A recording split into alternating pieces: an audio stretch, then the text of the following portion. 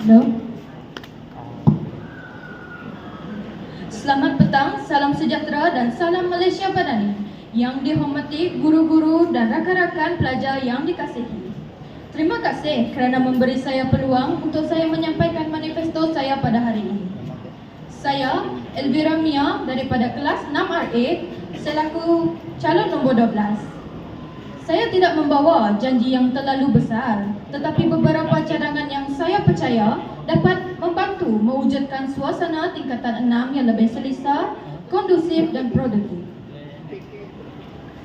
Manifesto saya yang pertama ialah penggunaan telefon bimbit secara bertanggungjawab. Saya akan memperjuangkan penggunaan telefon bimbit secara bertanggungjawab untuk tujuan pembelajaran, komunikasi dan urusan kejemasan. Tetapi ingat, penggunaannya tetap perlu mematuhi peraturan dan disiplin sekolah. Manakala manifesto saya yang kedua ialah memperuntukkan waktu rehat khas untuk tingkatan 6. Saya mencadangkan waktu rehat khas yang lebih selesa untuk tingkatan 6 supaya kita mempunyai ruang rehat, menyegarkan fikiran dan kembali belajar dengan lebih fokus.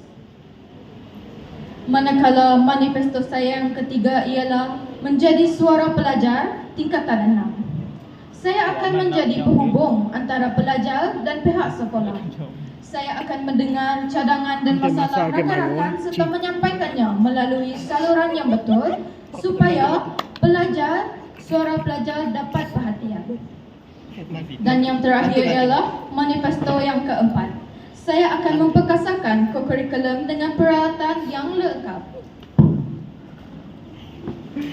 Saya akan memperjuangkan kemudahan dan peralatan kokurikulum yang mencukupi agar setiap pelajar dapat mengembangkan bakat, potensi, keyakinan diri dan semangat kerjasama.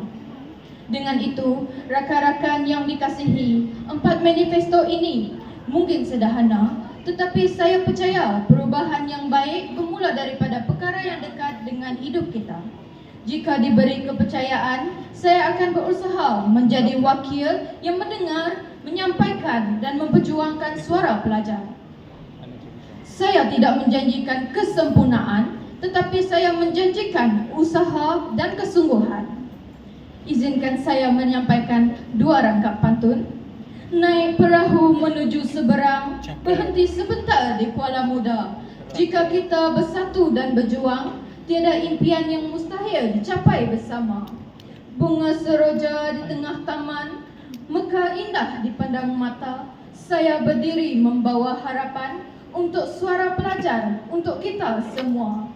Akhir sekali, jika anda mahukan seorang wakil yang bukan sekadar bercakap, tetapi bersedia untuk mendengar, bertindak dan berusaha bersama, pilihlah saya. Satu undi anda mungkin kecil, tetapi ia mampu membawa perubahan yang besar. Terima kasih dan jangan lupa undilah saya. Terima kasih diucapkan kepada